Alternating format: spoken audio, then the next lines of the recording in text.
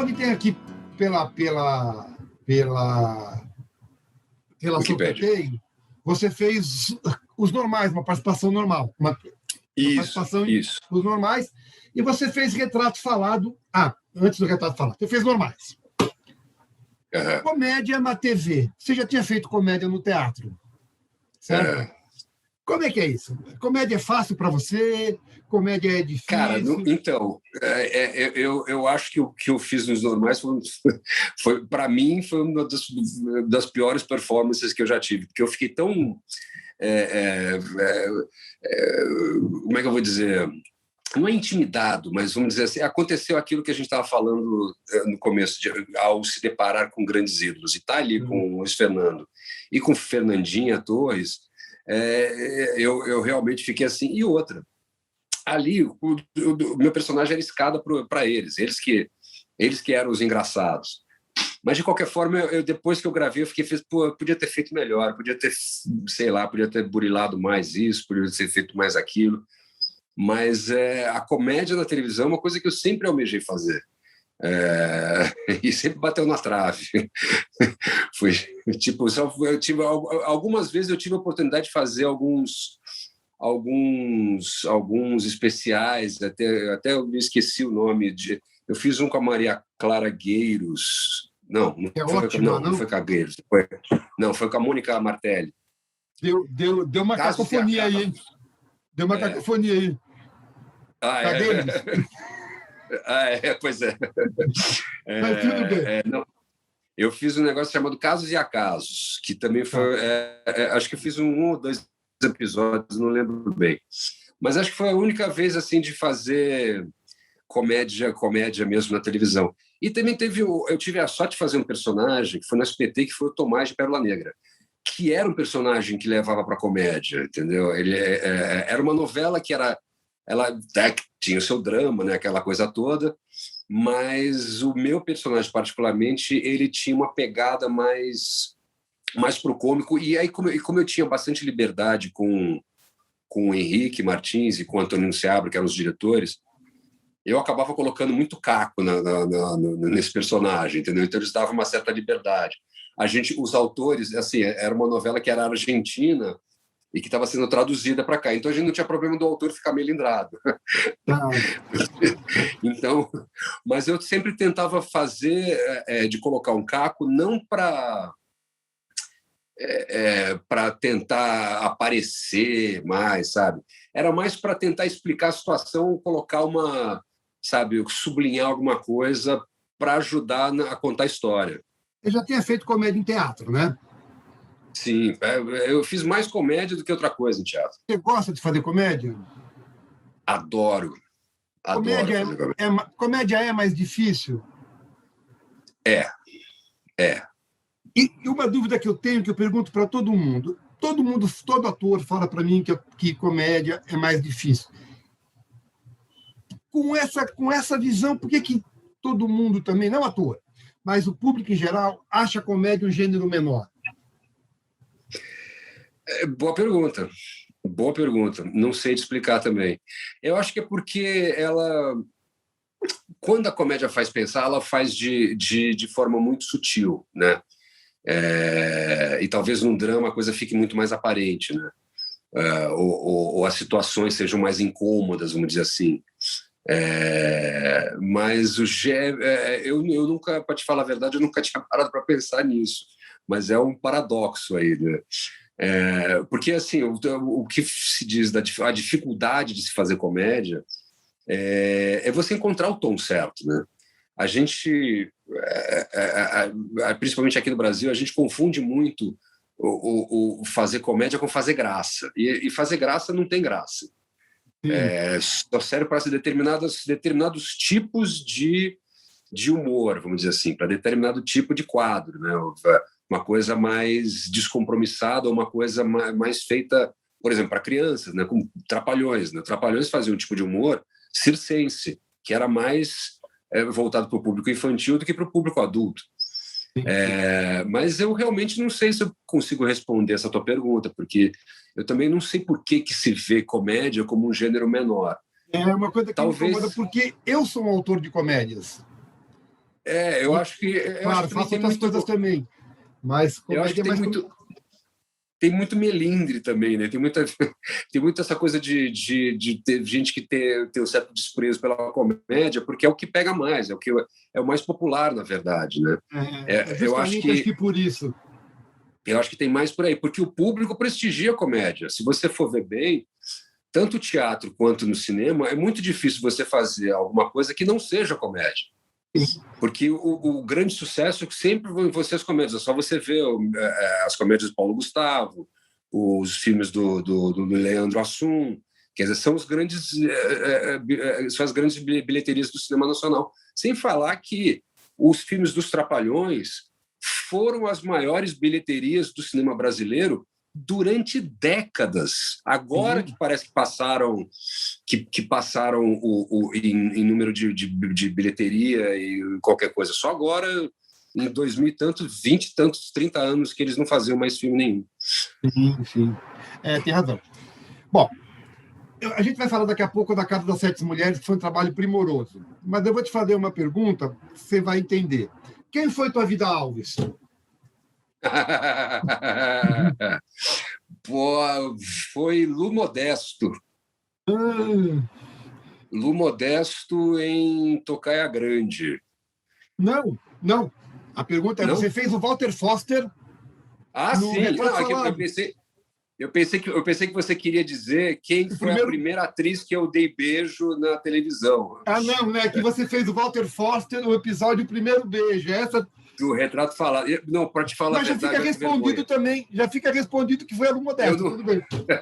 Eu não lembro quem fez a Vida Alves no Retrato Falado. Eu não lembro quem foi a atriz que fez a Vida Alves. Tá. Mas o que eu quero saber de você é o seguinte, o que é interpretar... O Walter já tinha morrido quando você fez isso? Já. Como que é? Mas você conheceu o Walter Foster? Sim. Lembro. Como é que é interpretar alguém que existiu e que você conheceu? Olha, eu sabia que eu não tinha nada a ver nem fisicamente, nem da questão da voz, que ele tinha uma voz poderosa, né? Eu sabia que eu não tinha nada a ver com ele, né? E como também isso já era numa época que já fazia um bom tempo que ele já tinha morrido, muita gente nem conhecia mais, nem sabia quem era Walter Foster. E a gente não tinha esse compromisso de fazer igual, até porque também não tinha não tem muito registro dele, né? Você tem poucas imagens do Walter Foster em televisão. Então a gente não era um filme, né? Era um episódio de Retrato Falado. Então a gente não teve, vamos dizer assim, esse compromisso, né, com... Não teve uma pesquisa intensa? Não, teve a pesquisa, mas eu digo assim, eu não fui fazer um laboratório para pegar os trejeitos do Foster ou aprender a falar. Eu tentei usar um vocabulário mais rebuscado, uma coisa mais de época, a pronúncia das palavras diferente, eu tentei fazer uma impostação de voz. Mas não ficou igual a ele, não tem como, né? Não, claro, tudo bem. Mas era isso que eu queria saber, como é que é fazer alguém que existiu. Bom, Casa das Sete Mulheres foi um trabalho primoroso da TV Globo. Uma minissérie que sempre tem um acabamento melhor. Como é que foi fazer o Luigi? Cara, foi... na verdade, eu ia fazer outro personagem. Eu ia fazer... Foi a segunda vez que me aconteceu de trocar de personagem com Tarcísio Filho. Quando eu fui fazer Ossos do Barão... 2 vezes foi com o Tarcísio? Eu fiz 2 novelas com ele, 2 trabalhos com ele. Nas 2 vezes que eu trabalhei com ele, a gente trocou de personagem. Em Ossos do Barão, me contrataram para fazer o Martino. E aí eu fiz o... Era Luigi também, eu acho. Era Luigi também. Os dois, engraçado, agora que eu vi. E aí, na Casa das Sete Mulheres, eu ia fazer o Neto e ele ia fazer o Luigi Rossetti. E o Jaime resolveu trocar. Eu acho que o Jaime ficou meio desconfiado que eu não ia dar conta de andar a cavalo, porque o Tarcisinho tem fazenda desde criança, tem cavalo desde que... Então, eu tinha muito mais intimidade com o cavalo. Só que eu nunca caí de cavalo. O Tarcisinho já caiu algumas vezes. Enfim, mas aí foi uma oportunidade de fazer um personagem histórico. Claro, a gente não tinha nenhum tipo de registro, acho que nem de imagem tinha, acho que não cheguei nem a ver foto do Luigi Falsetti, mas pelo menos tinha todo um trabalho de pesquisa a respeito da vida dele e tudo mais. E foi um trabalho muito bacana, foi um trabalho muito puxado, Foi muito lindo, né? cansativo, foi muito bonito, mas, cara, a gente fez muitas cenas de batalha, e cena de batalha sempre é bastante complicado de se fazer. A gente tem que fazer muito tempo de batalha para poder tirar alguns segundos que vão para o ar. E a gente viajava muito. Eu lembro de ter gravado no Sul, a gente gravou no litoral de São Paulo, a gente fez coisas lá no Rio de Janeiro. Eu lembro a gente foi gravar uma cena de batalha lá no pé da colônia Juliano Moreira, lá no Rio de Janeiro, num matagal, cara, que quando acabou a gravação de madrugada, todo mundo dentro do Omnibus Camarim tirando carrapato, porque estava todo mundo infestado de carrapato, aquele matagal, enfim. Então foi um trabalho muito bacana, que tem muita história para contar de bastidores, mas eu lembro disso, foi um trabalho que foi bastante puxado fisicamente. A gente fez e tem uma coisa também que foi muito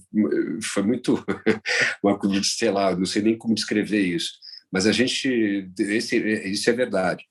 A gente estava no Sul, a gente estava em Uruguaiana para fazer uma travessia de um barco que os revolucionários tiveram essa ideia de tirar um barco da lagoa, de sei lá de onde, e levar para outro lugar, por terra. Então esse barco veio por terra, puxado por carro de boi. E a gente ia fazer essa cena. E na cena, quando estava escrito, isso era embaixo de chuva torrencial. Então a gente foi para gravar num campo assim, completamente aberto, um pasto lindo, com várias torres com mangueiras de água, carros-pipa, para poder fazer essa chuva. E aí a gente começa a se preparar para fazer a cena, todo mundo já com figurino, já em cima do cavalo, e as equipes, as câmeras estavam dentro dos baús dos caminhões para se proteger da chuva. E eles iam filmar tudo de dentro desses caminhões. Quando a gente olhou, nós o elenco, a gente começou a olhar para trás do caminhão, viu uma nuvem preta, e a gente começou, Jaime, olha para trás. Foi o tempo de tirar as torres, então caiu um pé d'água, mas uma chuva torrencial durante 5 minuos. E foi o steak.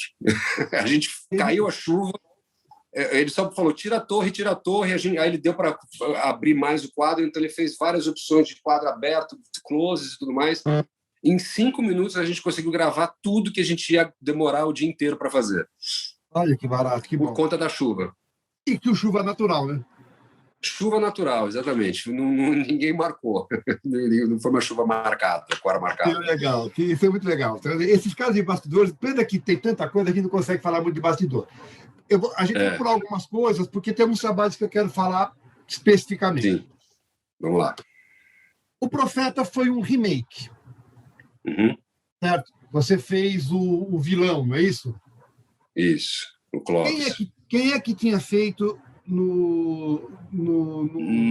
na TV Tupi? Não sei te dizer, não lembro mesmo agora. Na época eu até poderia te dizer. Então, o que eu quero saber é o seguinte: quando vai se fazer o remake, quando vai se fazer o trabalho que um outro ator já fez, você procura se distanciar ou você busca referência? Olha, eu procuro fazer do meu jeito. Eu não fico tentando ver como é que foi. Isso, na verdade, foi só... Acho que foi só esse trabalho que eu fiz de remake mesmo, que foi o Profeta. Mas eu nem... Claro, eu cheguei a procurar alguma coisa no YouTube e tal, mas era mais para ver, e também tinha pouca coisa. Isso foi em 2006, então o YouTube, né, ainda não é o que é hoje, vamos dizer assim. Você não tem a quantidade de material que tinha naquela época. Quer dizer, hoje tem muito mais material do que tinha naquela época. Mas eu não pensei muito nisso, não. Eu lembro de uma coisa que eu até comentei isso numa outra live que eu fiz agora há pouco. Quando a gente foi fazer o trabalho, o Valcir ele escreveu os primeiros capítulos e depois a Thelma Guedes e a Duca Rachid que iam fazer a novela. A partir do capítulo 30, foi elas que começaram a escrever. Mas no encontro que teve para apresentar a novela, para o elenco se conhecer e tudo mais, aquela coisa toda, imprensa e blá, blá, blá, o Valcir estava lá. E eu perguntei para ele: Valcir, eu sei que não foi você que escreveu a novela original, e eu sabia que na original o Profeta acaba ficando com a Carola, que era o personagem da Débora Duarte. E a Sônia acabou ficando com o Clóvis, que era o viúvo. Porque a Débora Duarte fez um trabalho tão fantástico que as pessoas começaram a torcer para ela, e ela acabou ficando com o Strasser no final da coisa. Na tua versão, quem fez a Carola? A Fernandinha Souza. Fernandinha Souza. Então eu sabia disso, eu sabia que no final da novela ele acabava ficando com a Sônia, que era a protagonista. Mas isso não queria dizer... Ela usava algum tipo de coisa para ficar na tua altura? A Fernandinha? Porque ela é baixinha, né? Mas eu não contracenei muito com a Fernandinha, não. A Fernandinha contracenava mais com o Thiago, que é da minha altura. O Thiago também então, não sei. Não, mas ela acho que não. Ela usou enchimento para ficar gordinha. Gordinho. Então, e aí, tendo essa informação, eu sabia que ele era viúvo e imaginava que ele não fosse ficar com a Sônia, porque isso também não estava, na primeira versão, isso não estava previsto na sinopse. A sinopse era que esqueci o nome do personagem do Profeta, ficasse com a Sônia e o viúvo ficava sozinho, sei lá. E aí eu perguntei para o Valcir, eu falei: Valcir, eu sei que não foi você que escreveu a novela, né? Não sei nem se você conseguiu assistir alguma coisa, mas eu fiquei me indagando a respeito do que será que morreu a mulher do Clóvis. Ele falou: por que você está perguntando isso? Eu falei: olha, eu acho que tem uma diferença, né? Quando você está casado e você perde a sua esposa, seu companheiro, sua companheira, eu acho que uma relação de alguns anos tem uma certa diferença na forma como a pessoa morre, né? A aceitação que essa pessoa vai ter, a que fica, né, a respeito da morte da que se foi.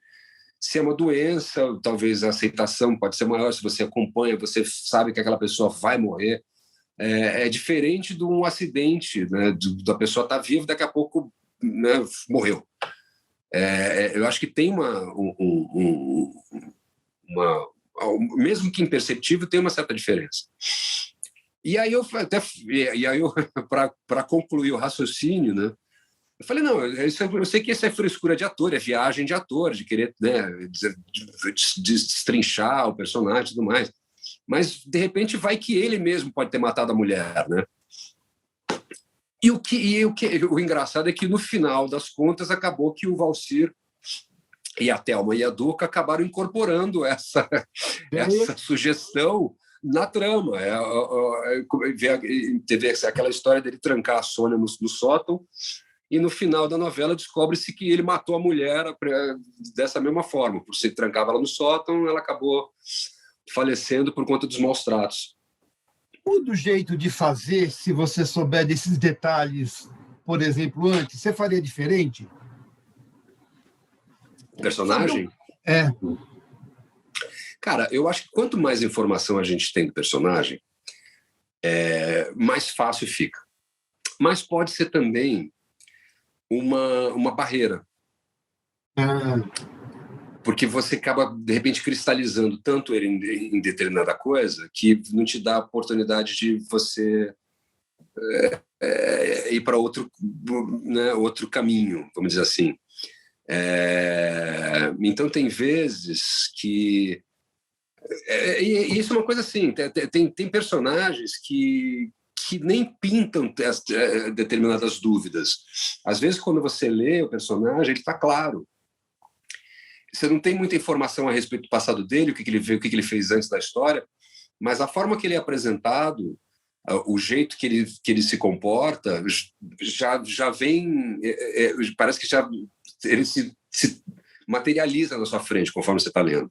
Tem alguns personagens que são assim, outros não, outros você não consegue entender, peraí, mas esse cara, ele tá, o que ele está pensando? O que está passando na cabeça desse cara? Tem personagem que é assim, que é mais difícil de você...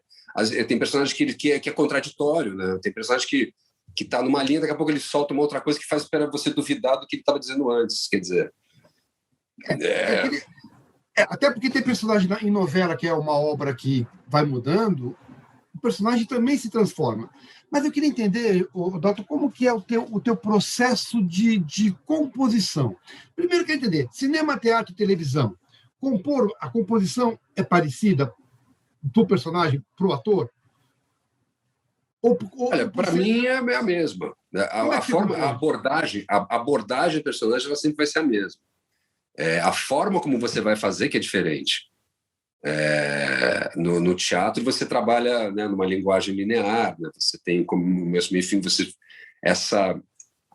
os diferentes momentos do personagem você tem mais claros, exatamente porque é a forma de você contar a história, mesmo quando você está fazendo uma peça onde a narrativa não seja linear. Mas tanto no cinema quanto na televisão, você vai estar sempre gravando de forma não linear. Então, você tem que saber exatamente o que está acontecendo naquele momento, né? Porque você pode estar com o mesmo figurino, com o mesmo cenário, mas entre uma cena e outra aconteceu tal coisa que muda completamente o teu comportamento naquela cena, entendeu?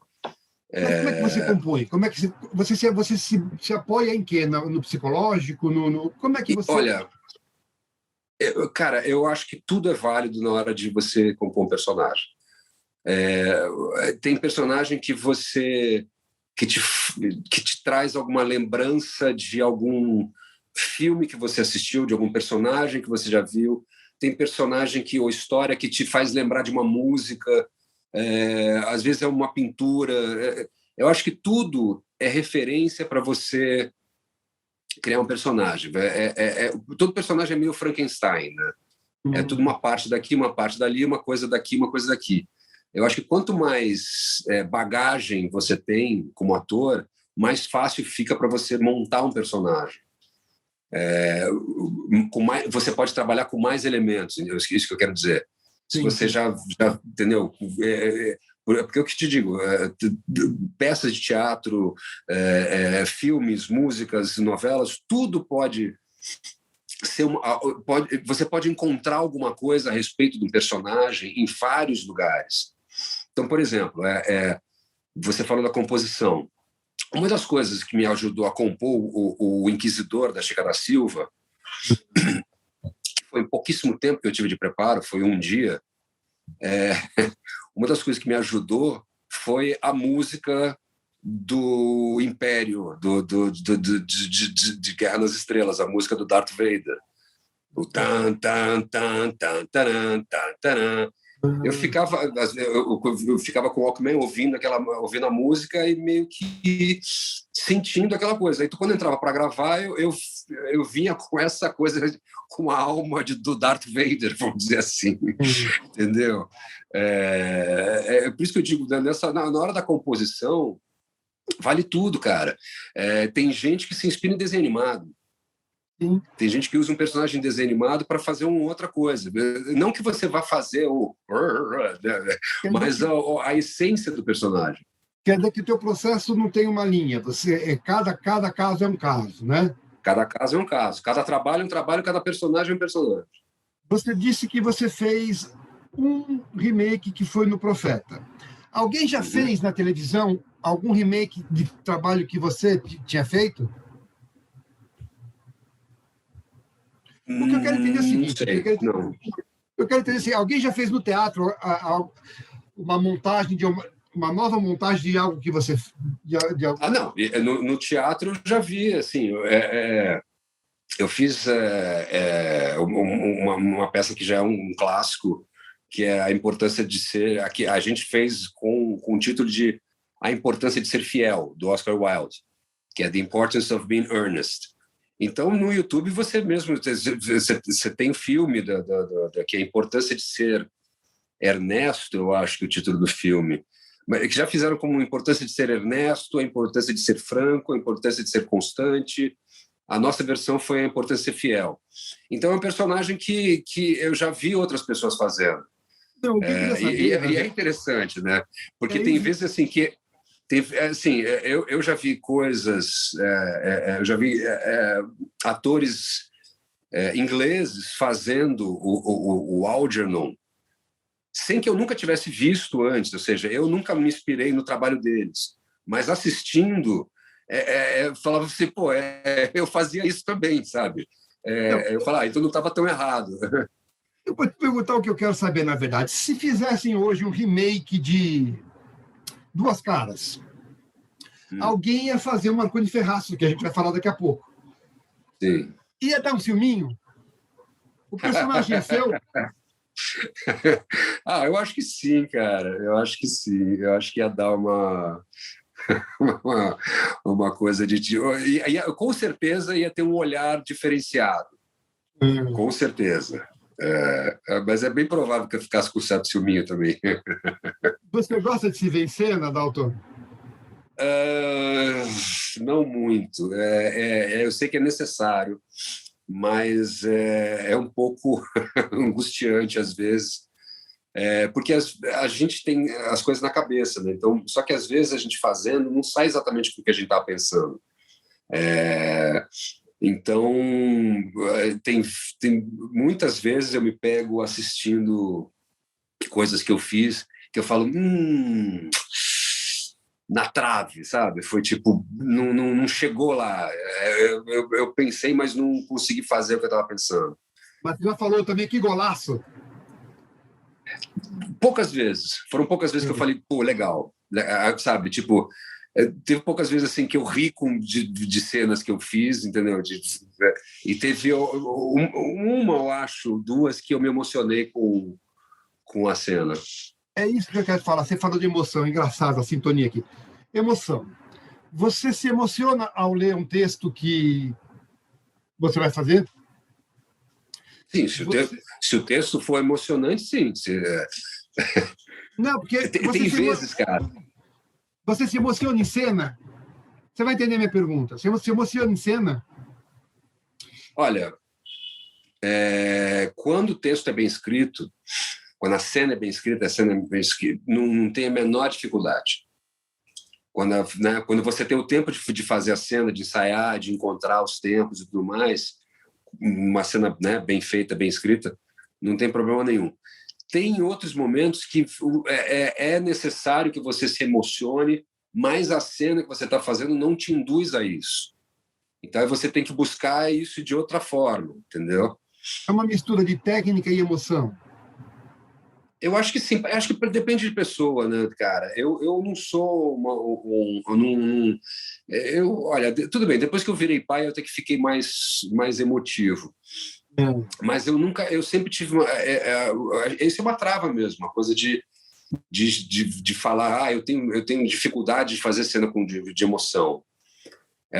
Eu falava isso para mim mesmo, então isso acabava me atrapalhando, né? Porque eu acreditava nisso.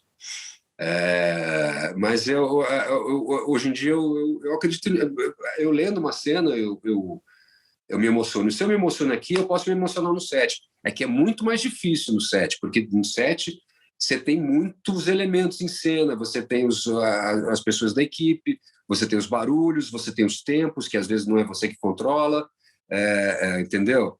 Então, por exemplo, já aconteceu de eu ter que gravar uma cena que era para ser a última cena do dia. Eu fui para gravar com a ordem X de cenas e eu sabia, bom, eu vou gravando isso aqui, a gente vai parar nessa cena aqui mais ou menos para a hora do almoço e depois a gente vai continuar, essa vai ser a última, então eu tenho todo esse tempo aqui ainda para reestudar essa cena e me preparar e me acalmar para fazer essa cena. Cheguei para gravar no estúdio, mudaram o roteiro, a última cena virou a primeira. Isso já me travou. Entendeu? Claro, porque você tinha... Só a perspectiva de ter que ter essa urgência. Ih, caraca, não estou preparado. Aí me travou. Não consegui me emocionar. E era uma cena que eu tinha que me emocionar. Então eu tive que usar o cristal japonês. Eu usei o famoso, o infame cristal japonês e percebi que realmente eu não consigo usar esse negócio direito, porque eu não consegui abrir o olho depois de usar o cristal japonês. Então foi complicado, foi bem complicado, mas as pessoas não perceberam. Quando eu falo de emoção, é para te perguntar o seguinte: qual emoção é melhor? A emoção na hora que você lê, a emoção na hora que você faz, ou a emoção na hora que você vê pronto? São emoções diferentes, não? Qual é aquela que te pega mais? O do fazer, né? Na hora. Na hora. Até porque é uma coisa que depende muito de com quem você está contracenando. Às vezes você está sozinho em cena. Essa cena que eu estava te falando, por exemplo, era uma cena que eu estava sozinho, não contracenava com ninguém. Era uma cena com espelho. Essa do cristal japonês. Mas muitas vezes numa cena que originariamente não necessitaria de você se emocionar, mas ao contracenar com um colega ou uma colega, a coisa acaba brotando, entendeu? Surge uma emoção que não estava prevista. Então isso é muito legal, porque quando acontece esse tipo de coisa, quem assistir essa cena vai se emocionar também em casa. E você também se emociona vendo outros atores em cena quando você fora? Muito mais, né? Eu muito mais assistindo os outros do que com cena minha. Eu me emociono todo domingo com o Fantástico. Oi? Você vê novela, não cena sua, cena dos outros, você vê? Você acompanha as novelas que você faz? Não, eu não consigo acompanhar novela nem série, essas coisas assim. Eu já tentei, mas eu vejo meio que espaçadamente. Novela, eu não consigo assistir todo dia. Eu não lembro, cara. Eu esqueço, às vezes, de ligar a televisão e de assistir, mesmo quando eu estou fazendo. A tua mulher é crítica? Ela fala, olha... Ela é atriz também, né? Claro. Então, a gente tem isso. A gente tem essa coisa de ajudar o outro, né? De dar um olhar diferenciado. E ela tem cenas que ela fala, olha, eu sempre gosto das tuas cenas, mas até tal cena em tal lugar, aquela lá não convenceu. E eu dou toda a razão, porque ao gravar a cena eu sabia que não estava bem, entendeu? Escuta, Dalton, o Marconi é o teu personagem de maior sucesso? Olha, é difícil te dizer isso, né? Talvez tenha sido Said, eu não sei também. Eu pergunto isso porque eu acho que todo ator tem aquele personagem que é lembrado, o público lembra do ator por causa do personagem. É o Marconi, você acha que não? É claro Cara, que são três. O público se renova, são quase 30 anos de carreira, o público se renova. Mas tem um personagem que é, pô. Então, normalmente as pessoas, quando vêm falar alguma coisa, é ou Said, ou Ferraço, ou Clóvis. Uns poucos que lembram de Dom Raposo, de Liberdade, Liberdade, que foi... Porque também foi uma novela que era tarde, da noite, enfim. Mas foi um personagem que eu adorei fazer. E o René? Oi? O René de Fina Estampa. Então, e agora, com a reprise de Fina Estampa, o René voltou à memória das pessoas. Então são esses quatro. É difícil te dizer, mas então se for para escolher um, cara... Opa! Entrou um joelho em cena aqui. Eu acho que assim, quem tem mais repercussão ainda é que também o Clone foi reprisado agora há pouco também, né? O Clone então, no Vivo, agora está no Globoplay. E isso tem muito a ver com o que está passando, né? essa lembrança tem muito a ver com o que do que está sendo reprisado e tudo mais. Para mim, Mas para mim, quando eu falar de Dalton Vig, eu vou lembrar do Marconi Ferraz. Pô, que legal, porque é um personagem que eu também gosto muito. Gostei muito de fazer esse personagem. E do Luiz de A Casa de Sete Mulheres, mas ali todo o trabalho foi fantástico. Mas eu gostei muito do Marconi Ferraz, inclusive porque ele vai mudando durante a história, ele é o personagem, para um autor como eu, é um personagem rico. Entendeu? Eu gosto muito do teu trabalho, em Marconi, sobretudo. É a busca pela redenção, né? Que não era para ser isso. Houve uma mudança aí também. Ele ia morrer na sinopse original. Ele morria no último capítulo. E acho que quem matava era a Silvia, a personagem da Aline. E aí, no meio da novela, as pessoas começaram a falar de Maria Paula com Ferraz. Será que Maria Paula volta com Ferraz? Porque tinha que ficar junto. Eu falo, gente, mas... A Marjorie, né? Isso, Eu achava que, imagina, isso nem fazia parte dos planos, porque do Aguinaldo, porque o cara roubou tudo. Eu achava meio que difícil de colar, né, uma possível volta. E eu, enquanto gravava, eu perguntava para o Wolf, mas vem cá, ele está sendo sincero? Ele está querendo mesmo voltar com ela? Ele vai dar outro golpe? Você sabe de alguma coisa? Porque eu, particularmente, eu não sabia quais eram as intenções dele, entendeu? E aí o Wolf falou, cara, eu também não sei, a única pessoa que sabe é o Aguinaldo. Mas eu acho que você vai no vigarista, no canalha. Mas aí eu pensei, eu falei, cara, sabe que não? Eu acho que o público quer ver o romance. O público quer ver a transformação do cara ruim num cara bom, num cara legal, não sei o quê. E o Aguinaldo, nesse sentido, ele foi gênio, porque ele fez isso através do filho, né? O filho que acabou sendo esse agente catalisador aí do Ferraço. Oi? Você tem ator que leva um certo tempo para despir do personagem. Tira o figurino e ainda leva o personagem um pouquinho. Tem gente que gosta de parar no bar, tomar uma cerveja. Como é que é essa coisa para você? Você se despe do figurino, você despe do personagem, ou você carrega ele um pouquinho? Como é que é o teu processo? Cara, o Ferraz, ele me comoveu. Eu fiquei comovido com a trajetória dele. Então, durante um tempo, eu curti um lutozinho. Mas acho que foi o único que eu tive isso. Com os outros todos, para mim, sempre foi... Acabou de gravar, tira a roupa, toma banho, vai para casa, acabou o trabalho, entendeu? No teatro também, assim, também teve muito disso. Tem gente que, por exemplo, que faz uma peça e consegue se lembrar de trechos. Eu não consigo lembrar de nada.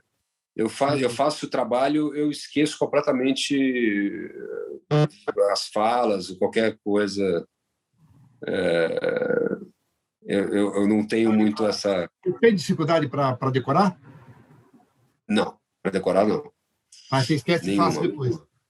Tá. Por isso que eu tenho facilidade para decorar, porque a gente joga fora e decora com tudo novo. Os vilões eles movem a história. Você fez alguns, né? Você gosta de fazer vilão? Sim, né? O vilão ele é muito mais colorido, né? Ele é muito mais... É como você falou, eu venho falando isso há muito tempo. O vilão é ativo, o herói é passivo, né? É verdade. A estrutura principalmente da teledramaturgia, ele é muito assim, né? Então, vilão tem isso, né? O vilão você pode arriscar mais, você pode ousar mais, você pode sugerir mais coisas. Você não tem que trabalhar dentro de parâmetros, né, de retidão moral que o herói romântico, né, trabalha.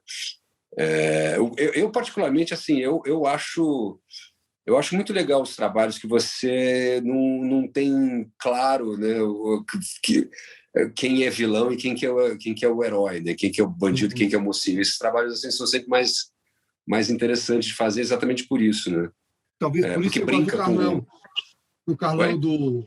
Talvez por isso você gosta tanto do Carlão do Francisco Coco, né?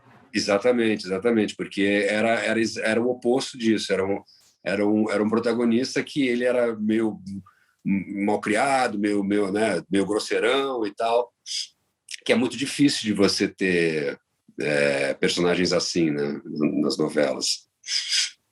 Então, o que os teus personagens todos transformaram? No que deixa eu ver se eu formulo a pergunta melhor. Os personagens que você fez te transformaram o homem Dalton Vig? Acrescentaram alguma coisa? Você entendeu o que eu quero saber? Te Entendi. modificaram em alguma coisa? Bom,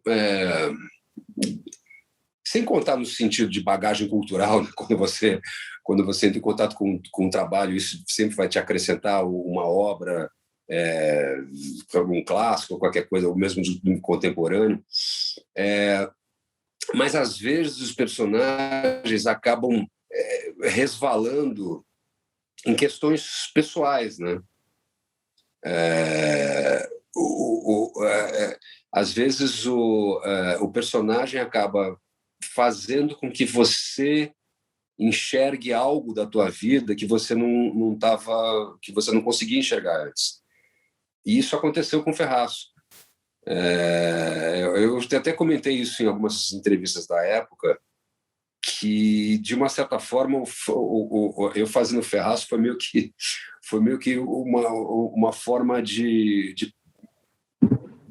extravasar, sei lá, ou colocar para fora coisas que tinham ficado mal resolvidas da minha família, né?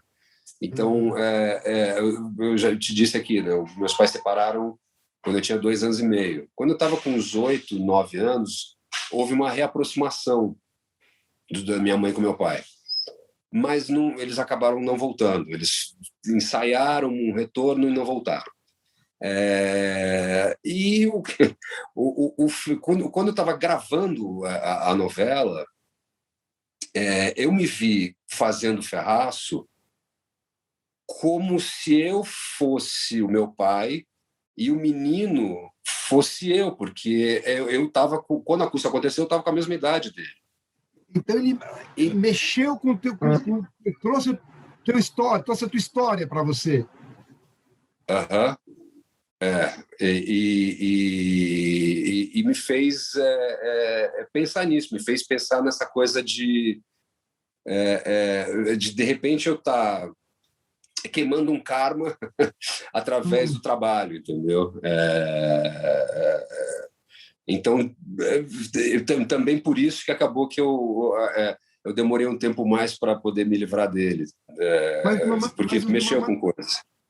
Mas e os outros personagens somados também trouxeram alguma coisa, né? Você aprende com eles, não aprende? A gente aprende tudo todo dia, né? Mas eu acho que o autor tem essa... Viver outras vidas deve enriquecer a vida. Com certeza, você tem a oportunidade de sempre estar refletindo, né, sobre relações humanas, né? Você está sempre convivendo com conflitos, com desentendimentos ou com situações que podem fazer com que você subtraia alguma coisa de útil para a tua vida, né? Então, a gente... Mas isso é uma coisa que depende de cada um, né? Depende do teu olhar, né? Depende de se você está aberto para isso, eu quero dizer, entendeu? Sim, sim. A gente está atravessando um momento difícil, muito complicado no mundo. Você tem convite, tem projeto? Como é que está isso? O que o Dalton vai fazer quando tudo isso passar? Ou durante? Então, eu fiz um Tem alguma teatro... coisa? A gente fez uma peça online em janeiro. Existe um projeto, uma ideia de fazer um outro texto do Chekhov também, mas agora deu uma complicada por conta de fechamento, né, de fase vermelha aqui em São Paulo. A gente está vendo uma situação muito difícil no Brasil. Então, eu sinceramente não sei que pé que tá a coisa, porque a gente ia precisar ensaiar os ensaios online, não dá, a gente tem que fazer fisicamente. Novela, nada de convite por enquanto? Por enquanto não tem nada, eu nem sei se alguém está gravando alguma novela nesse momento, para te falar a verdade. A dramaturgia vai ter que explorar tudo que está acontecendo, né? Vai ter que se fazer novela falando da pandemia. A gente vai ouvir muito de pandemia na dramaturgia nos anos que virão. Que virão, nos anos que estão vindo aí. Porque, claro, afetou a vida do planeta todo, né? Faltou você dizer alguma coisa que você queria dizer do teu trabalho? Faltou te fazer alguma pergunta que você gostaria de responder? Não, que eu assim, não, acho que não. Acho que eu te falei bastante, né? Falamos bastante, eu não sei quanto tempo deu, eu vou ver agora. Eu quero te agradecer pela simpatia, pela disponibilidade e principalmente por ter falado da tua carreira com a gente. Muito obrigado, viu, Dalton? Eu que agradeço. Valeu, grande abraço.